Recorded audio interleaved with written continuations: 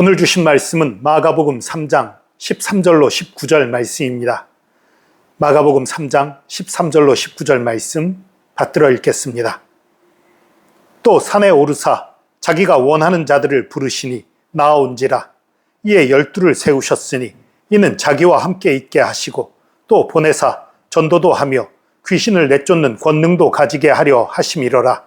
이 12를 세우셨으니 시몬에게는 베드로라는 이름을 더하셨고 또 세베대의 아들 야고보와 야고보의 형제 요한이니 이 둘에게는 보아너게 곧 우레의 아들이라는 이름을 더하셨으며 또 안드레와 빌립과 바돌로메와 마테와 도마와 알페오의 아들 야고보와 및 다데오와 가나나인 시몬이며 또 가룟 유다니 이는 예수를 판 자더라. 아멘. 어제 말씀에 많은 사람들이 여기저기 먼 곳에서부터 예수님을 찾아왔지요. 찾아오는데 막 밀기도 해요.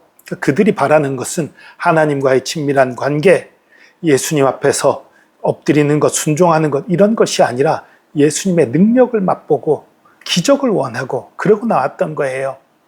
그것이 아니라 정말 예수님을 만나야 된다라는 얘기를 마가는 오늘 본문을 통해 말하고 있는 거예요. 그 본문에 이어서 바로 나오는 오늘 본문 12제자를 세우시는 거예요.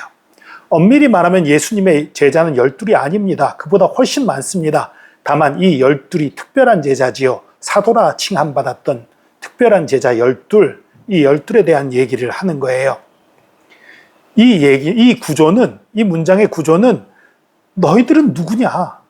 너희들이 이렇게 예수님 앞에 밀려와서 기적을 바라고 뭔가 얻어갈 생각만 하고 온 그 사람이냐? 아니면 이 12제자와 같이 예수님의 부르심을 받고 예수님과 함께하며 예수님께 순종할 사람이냐? 이것을 마가는 우리에게 묻고 있는 거예요. 저와 여러분 모두 예수 그리스도의 제자로 살아가는 삶을 사시기를 축복합니다. 우리도 부르셨어요. 예수님이 우리도 부르신 것입니다. 우리를 부르시는 오늘 이 장면에서 우리가 크게 세 가지를 배워야 합니다. 첫 번째로 우리가 주님을 택한 것이 아니라 예수님이 우리를 부르셨다는 사실이에요.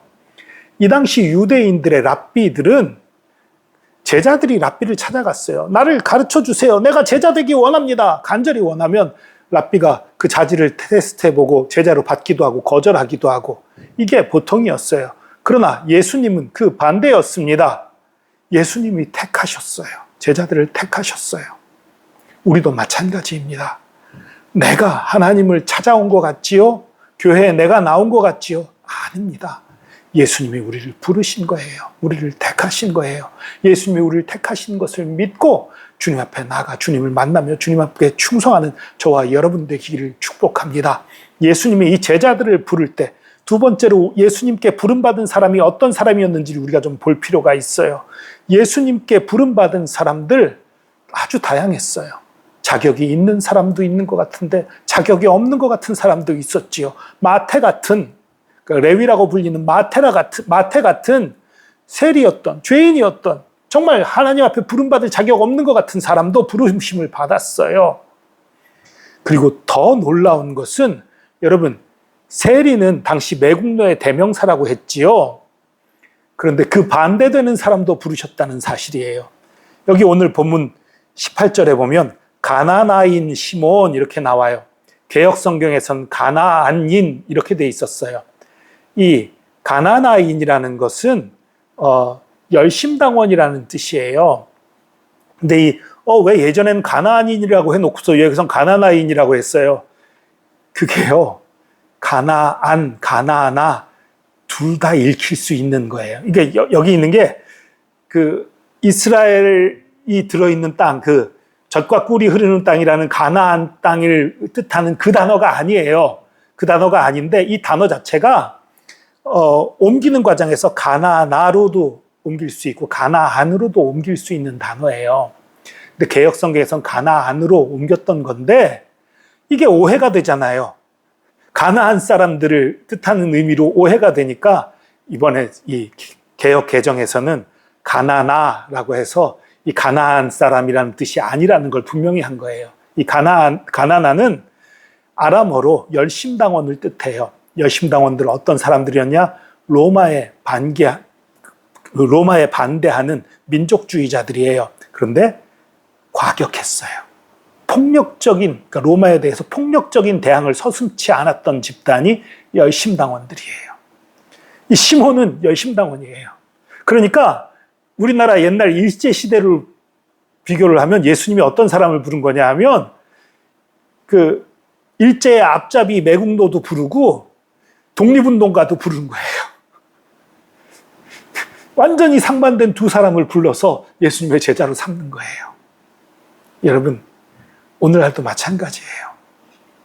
우리 정치적으로 다른 입장들, 완전히 반대되는 입장들, 그런 사람들이 있겠지요. 그 모든 사람을 우리 예수님 부르십니다. 좌파든 우파든 부르십니다. 잘난 사람이든 못난 사람이든 부르십니다. 건강한 사람이든 약한 사람이든 부르십니다. 똑똑한 사람이든 어리석은 사람이든지 부르십니다. 예수님의 부르심에는 제한이 없어요. 다만 예수님 안에서 앞으로 어떻게 살아갈까가 중요한 것이지 예전에 어떤 삶을 살았는가는 중요한 게 아닌 거예요. 이 모든 다른 부류들, 서로 다르고 하나 될 수 없을 것 같은 이 부류들, 예수 안에서 하나 되는 것, 그것이 교회입니다.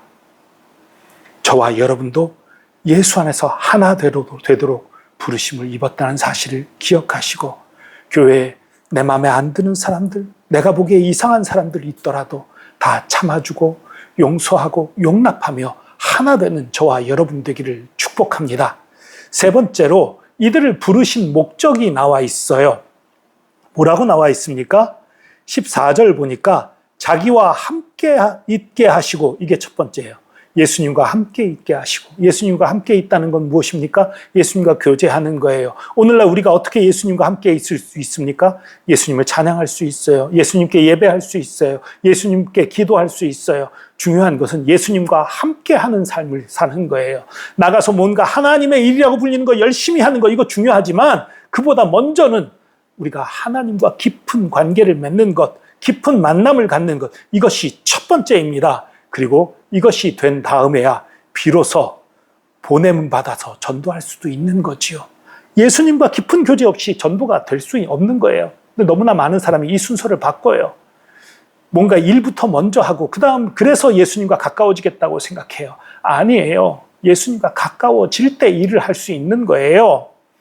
그리고 세 번째로 귀신을 내쫓는 권능도 가지게 하려 하심이라. 귀신을 내쫓는다라는 것은 단순하게 보면 귀신 들린 자가 있을 때 그 귀신 들린 자를 쫓는다는 것, 이거 하나만 생각할 수 있겠지만 좀 폭을 넓히면 귀신의 일을 멸하는 거예요. 결국 귀신의 일을 멸한다는 건 무엇입니까? 하나님 나라를 확장한다는 거죠. 하나님 나라의 통치를 확장하는 권능을 우리에게 주신다는 거예요. 하나님 나라의 확장을 우리의 힘과 우리의 능력으로 불가능하니까 그 싸움에서 이길 수 있도록 하는 힘들, 이 속에는 수많은 기적을 일으킬 수 있는 힘도 포함되어 있는 거죠. 귀신을 내쫓기도 하고 병을 고치기도 하고 능력을 행하기도 하고 이런 것도 포함이 되는 거지요. 여러분, 이러한 목적으로 예수님께서 저와 여러분을 부르셨습니다. 예수님이 저와 여러분과 함께 있기 원하십니다. 그게 제일 먼저예요. 그게 제일 먼저예요. 내가 아무것도 못해도 괜찮아요. 내가 무능해도 괜찮아요. 연약해도 괜찮아요. 일단 예수님과 함께 있는 것, 이것이 가장 중요합니다. 예수님과 함께 있을 때에 우리의 마음에 예수 그리스도의 사랑과 은혜가 심어지는 것이고 성령의 역사가 나타나는 것이고 그 은혜와 역사 가운데에 우리가 힘을 받게 되는 거예요. 그래서 복음이 우리 가운데 가득 찰 때에 우리가 나가서 전하고 싶어지고 그것을 전하게 되고 또 그 전하는 과정에서 우리의 능력과 우리의 힘으로 안 되는 일들 가운데에 하나님께서 능력을 베푸셔서 기적이 일어나기도 하는 것이지요. 여러분, 예수님이 우리를 그렇게 부르셨습니다. 우리 일만 시키려고 부른 거 아니에요. 너 이런 일 해 하고 부르신 거 아니에요. 예수님과 교제를 위해 부르셨습니다. 먼저 예수님과 깊은 만남을 가지고 그리고 그 만남 가운데에서 예수님의 사랑을 전하는 저와 여러분 되기를 축복합니다. 기도하겠습니다. 주님 감사합니다. 아무것도 아닌 자, 연약한 자, 미련하고 어리석은 저희들을 제자로 불러주시고 하나님의 자녀로 불러주신 주님의 그 놀라운 사랑과 은혜에 감사드립니다. 또한 부르신 것이 뭔가 일을 시키고 이거 해라 저거 해라 하고 부르신 것이 아니라 함께 있고 싶으셔서 인격적인 교제를 나누고 사랑을 나누고 싶어서 우리를 부르셨다는 일에 감사하고 감격합니다. 그 사랑 감사하고 그 사랑 감격하여서 우리가 또 그것을 증거하지 않고는 견딜 수 없게 되어 복음을 전하기 원합니다. 그 복음을 전하는 일 가운데에 우리의 힘과 능력이 부족하여 주의 능력과 권능을 구합니다. 주님 역사하여 주시옵소서. 우리가 주님 안에서 힘과 능력을 얻어 주의 일 할 수 있도록 붙들어 주시옵소서. 우선은 주님과 하나 되고 또 주님 안에서 함께 부름받은 사람들과 하나 되는 저희들 되게 하여 주시옵소서. 함께 하심 감사드립니다. 주님의 사랑과 은혜에 감사드리며 예수 그리스도의 이름으로 기도합니다. 아멘.